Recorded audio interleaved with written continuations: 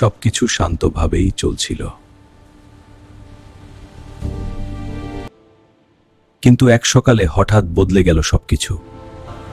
একটি দামি গাড়ি এসে থামল ঠিক সেই মসজিদের সামনে, আর তারা তাকে ম্যাডাম বলে ডাকতে লাগলো।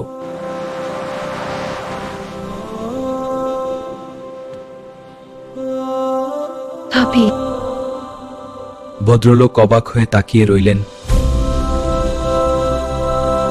চলুন, আজ সব সত্য জানবেন। নারীটি বলল, চলুন, আজ সব সত্য জানব। ঠিক আছে। ধন্যবাদ। গাড়িটি থামল একটি এতিমখানার সামনে।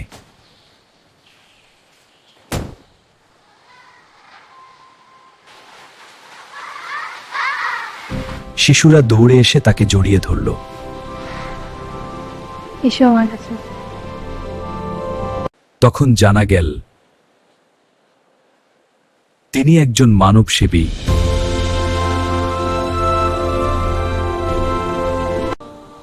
তিনি ভিক্ষুক সেজে মানুষের হৃদয় পরীক্ষা করতেন।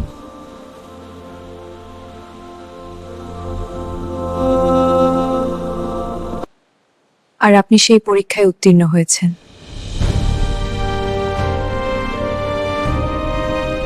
মানুষকে ছোট করে দেখবেন না, কারণ আল্লাহ অত্যন্ত অন্তর দেখেন, অবস্থান নয়।